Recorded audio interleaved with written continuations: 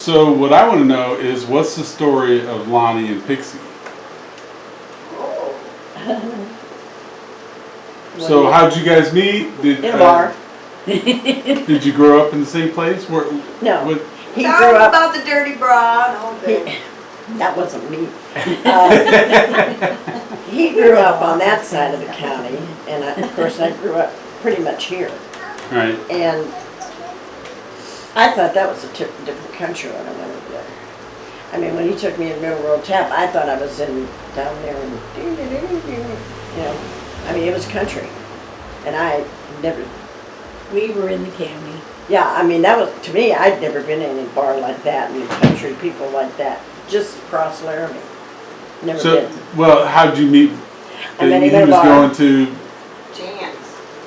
I met him in a bar. Right. Corner Street Tap. And Corner Street Tap. Yeah, and he was there dancing, and a gun fell out of his pant leg on the floor while he was dancing with somebody. Not me again. And I'm sitting at the A gun bar. fell out of his pants while he was dancing, and you said, "This No is red the guy flags for I me." said, oh, look at those dimples. Okay, I'm sorry to interrupt. Go ahead. And then there was a girl that was standing there, and he was, ooh, look at that. And I looked at it, I said, looks like a dirty bra to me. They tried to pull my, but I had a dress on that was up to here, and he couldn't get it. Oh, okay. And I hit his hand. She was a straight-laced Catholic girl. Yeah. That didn't was me. belong in bars then. That I found a bad boy. He was a bad boy. Yes, he was. Not what, at all what I should have, you know. Everybody warned me. Everybody told me that he was bad and he was no good and would never amount to anything, and don't end up with him or you'll never have nothing, or, you know, that kind of stuff. Yeah, cops come to your door and tell your dad that too. Yes. So then what happened? They weren't too happy because they didn't even know he had been married and had kids. Who I didn't? didn't. My mom and dad. Oh. I didn't tell him. You got. I came from a very straight-laced Catholic family where that was not, you know. Mm-hmm. So I don't know. He had my car one day, and the county cops didn't like him. They stopped him for some reason, wanted to know whose car it was, and if he had permission to have the car. And he told them, yes, my girlfriend's car, and yes, I have permission, but they still decided to come here and talk to my parents about it. Is that when he was staying up there at our house? No, he was living down with Jack Beam on Krause. And they told him that he was married and had kids, and he hadn't been married and he had kids and all this, and he really wasn't any good, and all kinds of terrible things, which was true. But Yeah. So what'd your parents do? well, they couldn't do much. I was 20 something, you know. I mean, just Right at ya. I kind of said, that's not true, you know, kind of lie about it, you know, do what you gotta do. And, I mean, I had a lot of people tell me if he had not met me, he would probably be dead or in prison.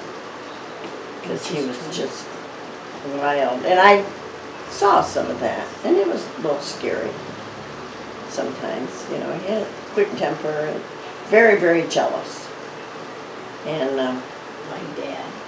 terrible. But I never gave him any reason to be jealous, but he just was. Mm-hmm. Just, I mean, but he finally, I told him I couldn't, you know, I couldn't live with that stuff. That was just too much. I mean, if I'd been doing things to, you know, that warranted that, that's one thing, but I didn't. And I said, no, I can't do this, you know, I'm not doing anything wrong, and, you know. So and then, you know, he was a lot different. And he went to jail in only like 4 months at Vandalia, and he said that he would never get locked up again. They would never take that kind of time or any more time out of his life, and he would never do anything to have that happen again. And he did. What did he go to jail for? Stealing copper. Stealing copper. Oh. And that's a story that the old boy, I don't think any of the old boys are around anymore. No, they're not. Jack Beam, Jack Davis, Roy Bug. Roy Bug. And on their, my ex. yeah, and on that, on the police report, Tammy Beam, Jack Beam's daughter, brought her the police report when they were arrested. And they were all John Doe, Jim Doe, and Buck Doe. Buck Doe was Jack Doe, Buck Doe. yeah. That was the And Buck name. Doe was Roy Yeah. Bug, and he's a funny guy. So. But They said they got caught because Lonnie was playing with geese. They got caught because they attracted attention to, I don't know. wasn't one of Janie's uncles involved in that too? No. No. Not that, no. He was playing with geese and he was supposed to be watching or something, I don't know. They said it was, they laughed about it, but they said it was his fault, they got busted. They were probably just lucky, they probably did it several times. They Right. You did. know how that goes, the odds are gonna be A lot. against you. They're gonna be against you sooner or later, they're gonna get caught. And who were they stealing from? Railroad, I think, I'm So not it's sure. federal? I don't know Well, who they were stealing from, but they would steal copper a lot. yeah. I think it was, but Come I'm down not to the house with a trunk load. But I remember one time they got arrested, Jack Beam and Lonnie. But Jack wasn't with them the day they got arrested. For what? They The back? stopped the car. Oh, The I had cops a, did. Was it full of copper? Yeah. Oh. I had a newspaper clipping.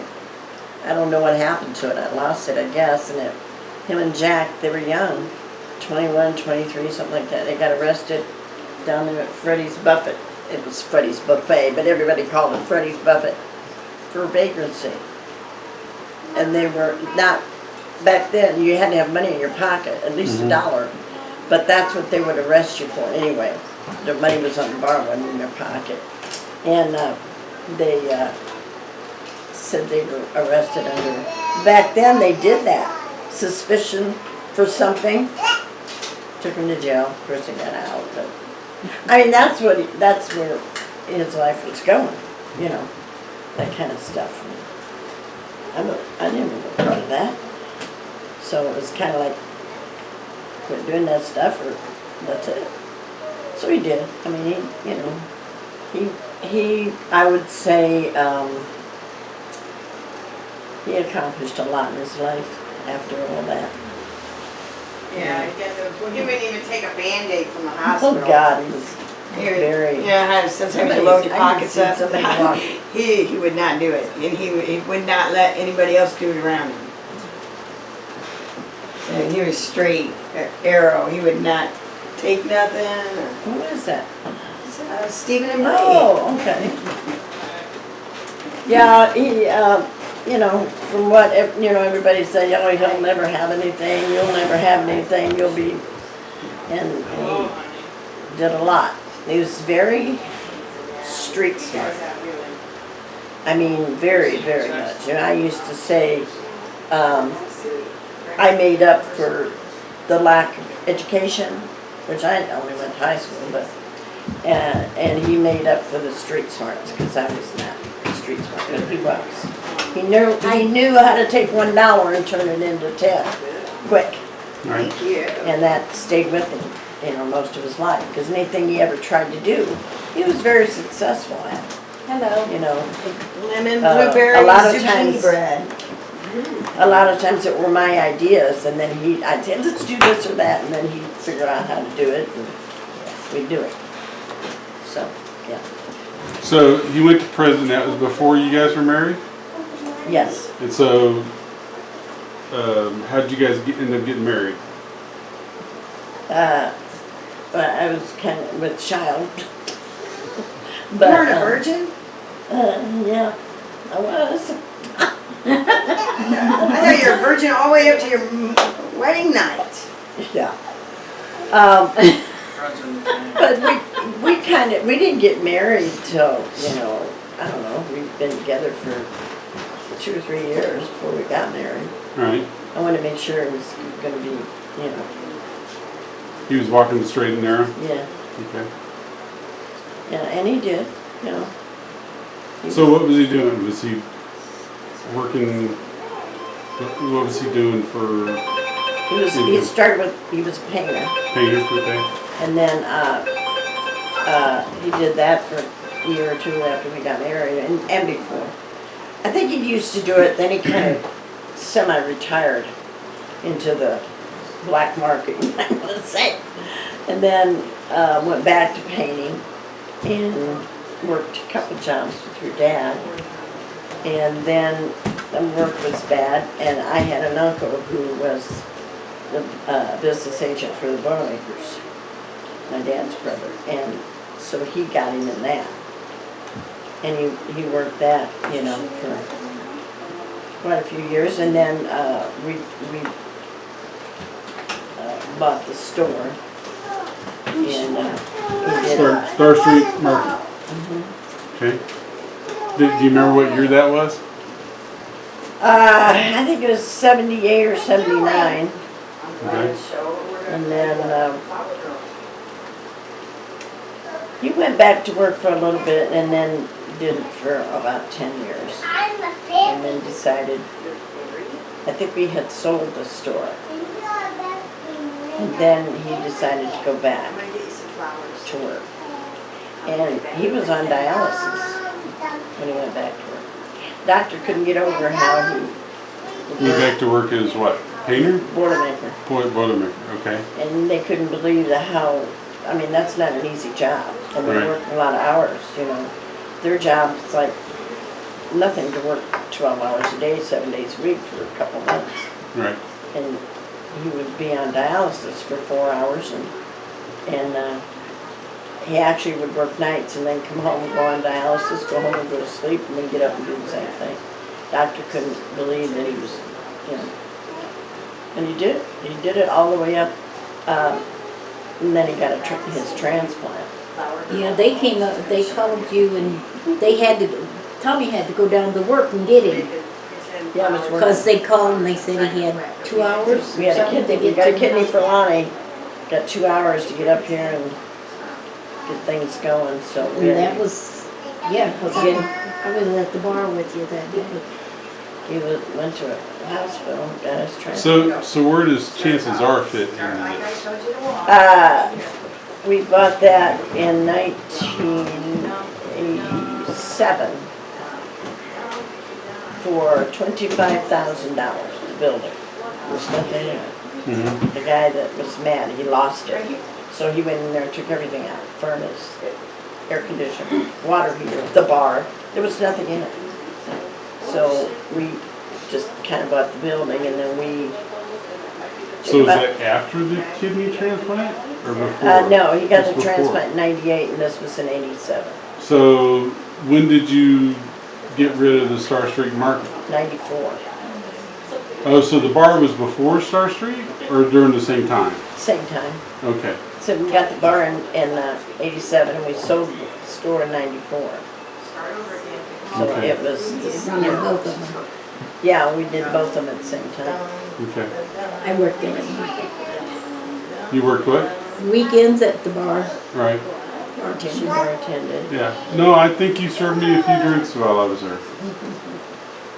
probably did. Yeah.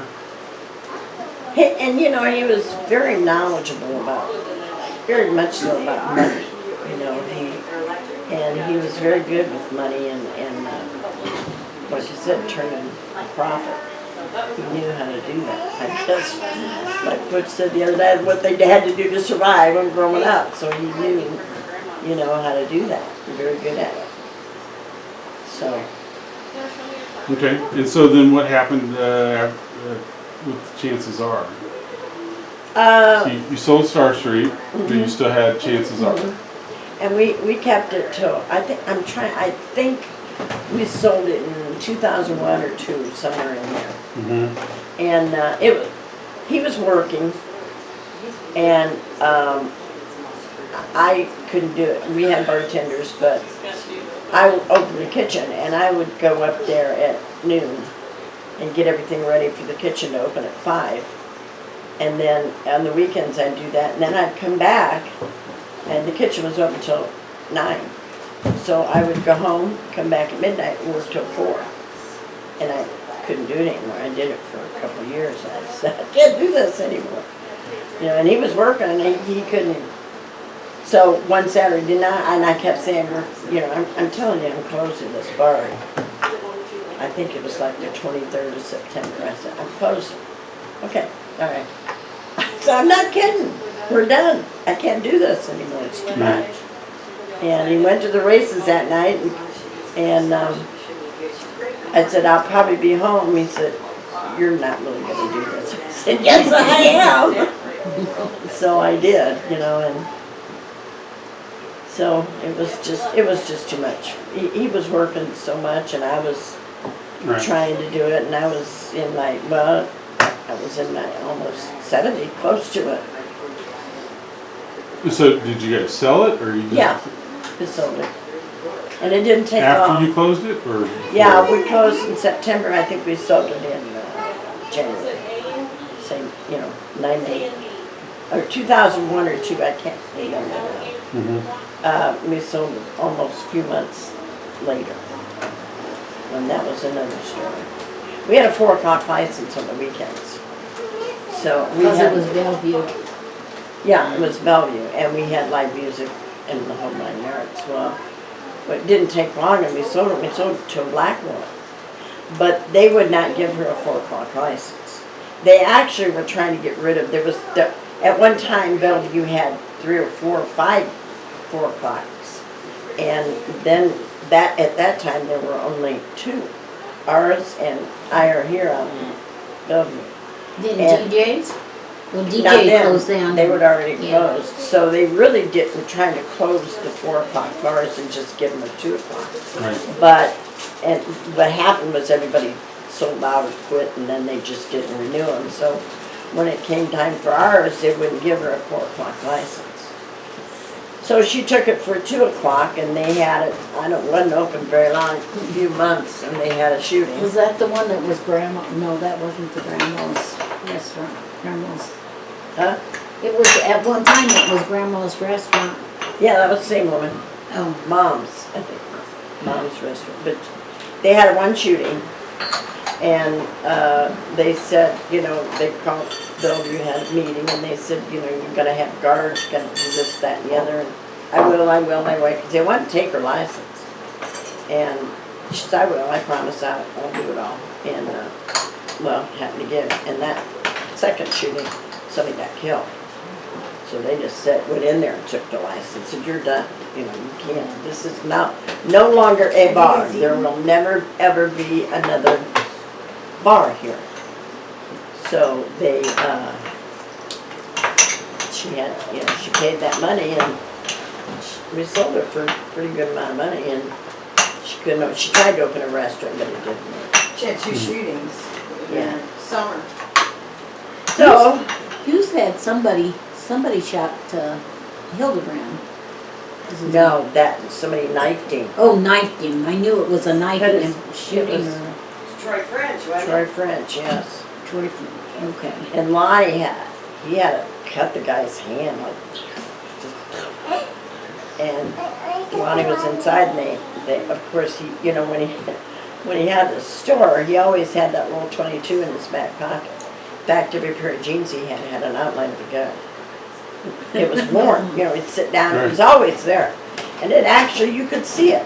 When he'd take that gun on, you look at his back pocket, you could see how that gun. So he always had it on him. He had to like this, though. And he was in the bar, and somebody came out and said somebody got stabbed. So he went out there, and the kid was going to go after the guy again, and Lonnie had to take his gun out. You know, I will shoot you. Drop the knife, because I will shoot you. He had no choice, because he was going after the guy again. So the kid dropped the knife, and went to jail. So what's the story of Dad tells a story of somebody putting a gun to Lonnie's head, but you say that's not the way it went. No. So what's that story? The story that he told me was I don't know, you know, he didn't, as far as I know, and I never saw him do any kind of drugs, ever. I don't think he did. He didn't even like to take medicine.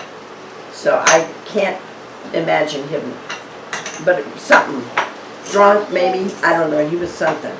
And they were up to this bar in uptown, and it's called Ringside. It was owned by Joe Abraham. It was what? It was owned by Joe Abraham, who had all the video machines and cigarette machines at that time, and sold cigarettes, and had a lot of bars that he leased out all over. He was very well known, and it was not a very good place. It was known for a lot of problems and people of, you know. It was right across from the police station, wasn't it? No, it was down a little bit. Or was it?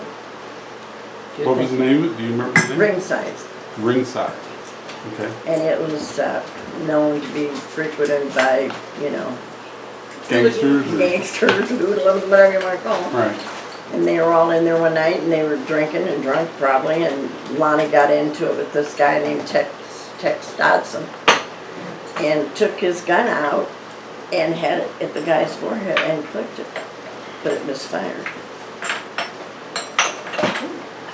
That's before I knew. So, yeah. I know that name, Tex Dodson. That was some other, you know, Yeah, I and know. Jack Beam was with him. Jolliffs and all Yeah, that. and- Actually told the story. And, about that. yeah, because he said he had that gun, and Lonnie's standing chewing gum with this gun at this guy's forehead and clipped it, and it misfired. I guess Jack got the gun away from him before he tried to do it again, but, Well, that's life changing. yeah. But I didn't know him when he did that. I had, you know. So I remember one of my earliest memories of Lonnie was had to do with him selling wine from the basement and fireworks. What do you know about all that? No. She started out with fun, like everything we did, was just to see if we could do it. You know, one of those things. It was fun, let's see if we can do it. And then it got to be work. It wasn't fun anymore. It turned into a business, more or less. But he started with 50-gallon barrel of wine, and what's the guy's name? Gay was his first last name. George. He was known for making wine down here. Everybody knew George Oh, yeah. Gay. Oh, Everybody. always got wine. And Lonnie was working at Walker's, I'm Walker's head. And everybody knew George Gay about his wine, but he'd gotten old, of course, and he didn't do it anymore, but Lonnie knew him. So when we decided to do this, we went and got wild grapes and elderberries. You know how big wild grapes are? I do. Not very big, but about this big, maybe this big. So and imagine how much you had to have to make 50. So we picked them all, and we had all the kids in it. They were all picking grapes. That was what we did for fun. And he would go down to George's house and ask him, what do I do next? You know, what do I do first? What do I do next? And then he'd do it, and then back, now what do I do? You know, and this went on. And then he had he took it to Walker's and had one of the chemists test it to see the proof. And I guess it was, I don't know what it was now, but it was really up there.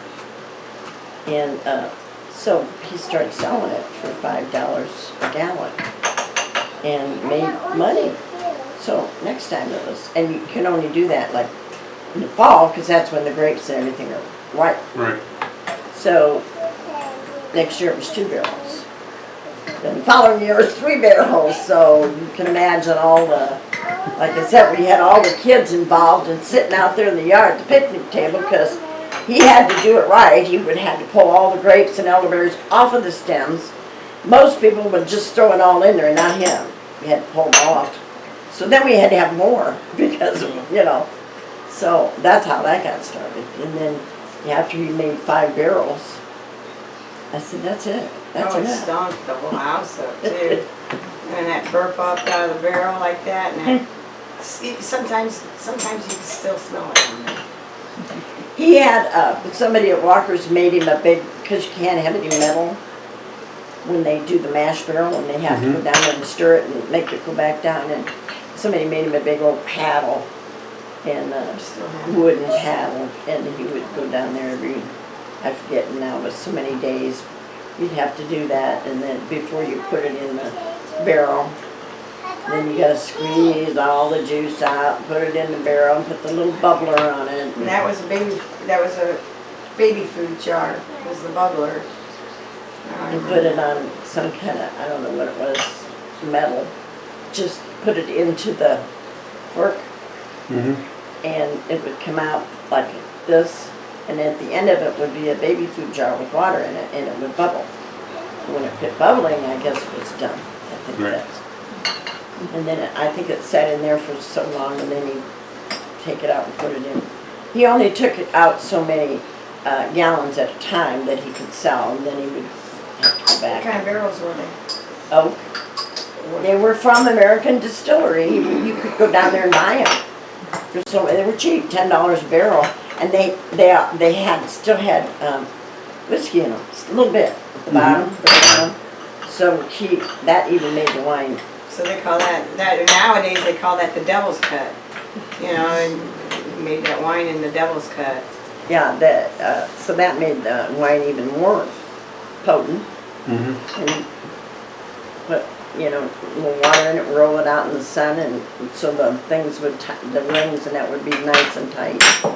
And then had that whiskey at the bottom of the barrel as he was making the wine, so it was even more potent. Everybody thought they could handle that whiskey. Nah, I didn't see anybody could handle it. I mean, the wine. Seeing it's- Grandma go over in a captain's Oh my chair God, in it, and she was perfect. Her purse, everything. She had her purse, and she just flopped over. And I don't think she knew it, but she was all prim and proper on her side. And then the boys. Well, she was sitting out in the kitchen, and we all moved in here, and I said, Lonnie, go get your mom, bring her in here, and she was a little tipsy. So we went and got her and brought her in, and she just sitting there listening to everybody talk. We don't know how she did it, but all of a sudden the whole chair and her went over, and she's still sitting there in the same position in this chair. Oh my God. And I said to Pete and Lonnie, Pete, you gonna help your mom up? He said, no, throw her coat over, she'll be all right. I said, what? She'll be all right. I said, you can't leave your mother sitting there like that. So they did pick her up. He was trying to be funny, but yeah. Remember Uncle Kenny when he got on that wine? What did he say to Aunt Lorraine? Told her to lock herself in the bedroom and call the cops. So was going to beat the shit out of her. He was mad at her for something. And he'd been drinking that wine, and they lived across the river. And he used to do that. And that's what he said, Lorraine, go lock yourself in the bedroom, call the cops, because I'm going to beat the shit out of you. That's what she did. So, Yeah, a little bit of a troubled relationship there. a little bit, but you know what? They were the only ones that stayed married. To the same person, I guess I should say. Yeah. They were the only ones. And how long were they married? I don't know, quite a few years. Yeah. And they were the only ones that stayed with the original one. So, what about the fireworks? Well, that You started. dabbled in that for a while Yeah, too, that right? started, when my kids were real little, and him and Jack Bean would go down to, what's the name? Huh? Missouri. Well, right outside Quincy. of, Quincy. And they would go down there and buy some. I mean, we didn't have a lot of money, so you just do what you gotta do and then come back and sell them and then go back and get more and sell and go back.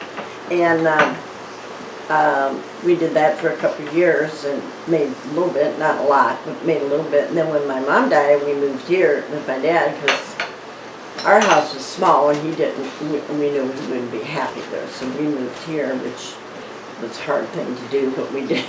Anyway, my dad wanted in on it. My dad had money, so he was the front man until we and we went bigger and bigger and bigger, and got connected with a guy down there who had a line on M80s, and you could only get those certain times of the year, and he, like right before Christmas, he would call Lonnie and say, hey, I got a couple cases of M80s, you want them? And he'd say, yeah, and then he'd bring them up. But so we got connected with him, and then Lonnie kind of cut Jack out. Well, Jack said, I ain't got that kind of money. So he got connected with this guy and bought on a bigger scale, more and boxes of, not just little things, boxes and cases, I guess you'd say, of fireworks. And that was... There's a picture somewhere of her sitting in the middle of this table with fireworks stacked up to here, and she's counting money, and she's got a green, I don't know, gambler's visor on. She's got a cigarette hanging out of her mouth with all them fireworks. With all those fireworks. Yeah. So how did you guys stay ahead of the law? So it's like, well, because it's like a little bit of Dukes of Hazzard sort of thing, right? We almost got caught a couple times, but we did it here. And then how we almost got caught was we had a lot of traffic, and there was a black guy lived across the street. Nice guy, in fact, he used to buy fireworks from us. But he had a friend who was a cop. And we're sitting there looking out the door one day, and there he is, standing on the grass on the other side of the street, looking up my driveway. Like, where the hell are all these people going? In and out of that house, and coming out with bags. What the hell are they doing over there?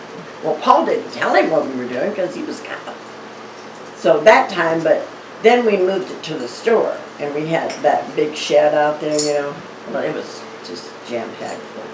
And somebody told us that, well, Lonnie got into it with the neighbor across the street. He owed Lonnie some money and he wouldn't pay him, and Lonnie was going to beat the shit out of him. But anyway, he had a cousin who was on the county cop. He was a detective, and we knew somebody who was, the wife was a jailer out there. She told her husband, hey, they're going to, so he called Lonnie and said, hey, you better get that shit out of there. They're coming after you, So I knew this guy. His name was Kim Sylvester, and he was white-haired, short guy. I saw his picture in the paper. So I knew who he was, but I'd never met him, but I saw the picture and I knew who he was. So we had somebody coming to the back door, knocking on the back door of the store. So Lonnie opened the door, and I'm looking out there. Shit, that's it. Kim Sylvester. He said, I buy fireworks from you. No, I got some smoke bombs and some sparklers in there. Is that what you're talking about? No, I heard you got big time in that shed out there. So I don't have a clue what you're talking about. He said, all I got is what's in that counter in there, and that's it. I don't have anything else. You got M80s, you got all the... He said, I told you, I don't have any more fireworks. That's all I got is inside. You want to come in and look at them, buy your welcome to them. That's all I got. I got nothing out in that shed but supplies. He didn't ask to see it, didn't ask to go out there. So, but we had already known that this guy was looking into it. So and they didn't come back with a warrant or nothing? No, well, we had gotten that shit out of there right after we heard that they... Yeah. We went She'd out already there. moved it anyway. Yeah, we know we restored a lot of them. I'll tell you who the friend was. What was the name of that guy that you rented that apartment from over there on Westmoreland? Larry. It was his wife that was a jailer out there in the county. And I he's the can't one. remember his last name. Hardy was his last name. Yeah, Larry and Jim. Yeah. Jane, was it Jim? I don't know, but he's the one that called Yeah, Lonnie. Larry and was the told him. one I rented off of. He was the one that called Lonnie and told him that. So we got it out of there quick. What about the fire we had here, remember that? Oh, yeah. That So, but that didn't scare you guys from be like, oh no, we gotta stop this or nothing? No? No, we didn't. We kept doing it.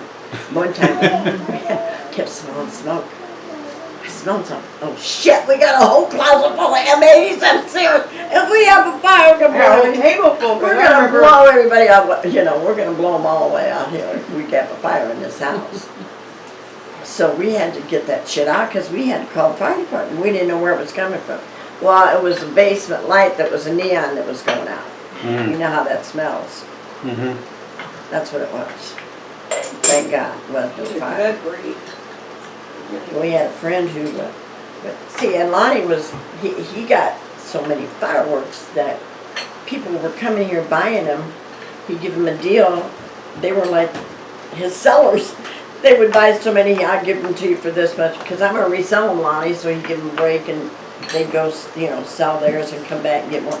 And he had this one guy, Joe Tucker, bought M80s from him, and he was kind of goofy anyway. He had a trunk full of them, and raised his trunk up, and did something with the match, and dropped the match. Didn't mean to, but dropped the match in a box of M80s. Oh my God. Blew the trunk lid off. Sure. The quarter panel, they lived in a basement, blew the basement windows in. I mean, it was something. And somebody said, man, there was a big explosion out there in the county on such and such road. And I looked at him, we looked at each other. It's gotta be Joe Tucker. It's gotta be Joe Tucker. And sure enough, it was. What? Yeah. How much you make a year off fireworks? I don't remember. I know one year we took in over $10,000. But I don't remember now. We made good money, because we were getting them, we were kind of buying them wholesale too. Right. The guy that was selling them to us was making money, and then he was letting us make money, and then we were selling them, and then people were buying them from us to make money. So it was very lucrative. We did that for 4 or 5 years. This is exactly the way the drug trade works. I'm guessing though that the cops were like, yeah, fireworks or drugs. Well, probably didn't have enough time to concentrate on people selling homemade wine and fireworks.